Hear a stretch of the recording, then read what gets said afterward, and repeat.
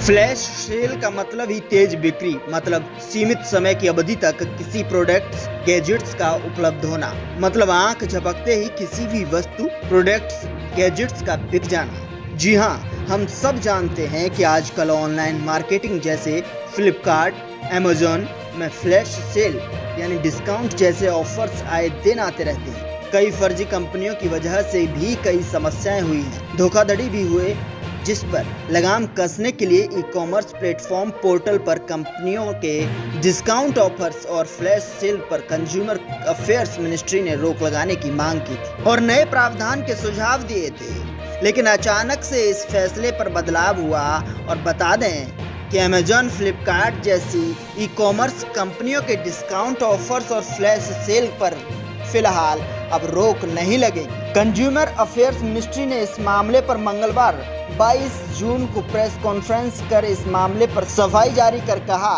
कि discount affairs और flash sale नया ड्राफ्ट ई कॉमर्स पोर्टल की बिजनेस एक्टिविटी पर रोक नहीं लगा रही है। खबरों के अनुसार इससे पहले यह खबर थी कि सरकार ई कॉमर्स प्लेटफॉर्म पर गलत तरीके से भारी छूट, फ्लैश सेल और मिस सेलिंग पर लगाम लगाने के लिए नियमों में बदलाव कर लगाम कसने जा रही है।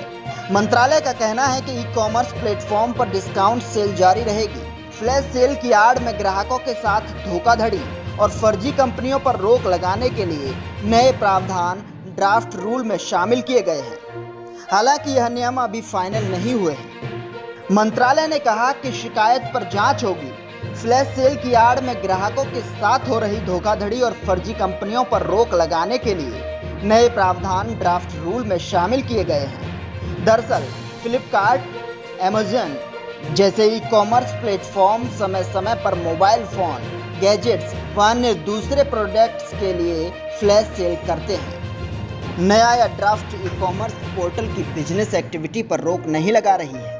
आपको बता दें कि किसी भी फ्लैश सेल पर शिकायत मिलेगी तो उसकी जांच होगी। ई कॉमर्स कंपनियों को हर प्रोडक्ट्स के इंपोर्ट या मैन्युफैक्चरिंग की पूरी जानकारी उपलब्ध करानी होगी और नए नियमों के बाद ई कॉमर्स कंपनियों को इंपोर्ट सोर्स की भी जानकारी देनी होगी।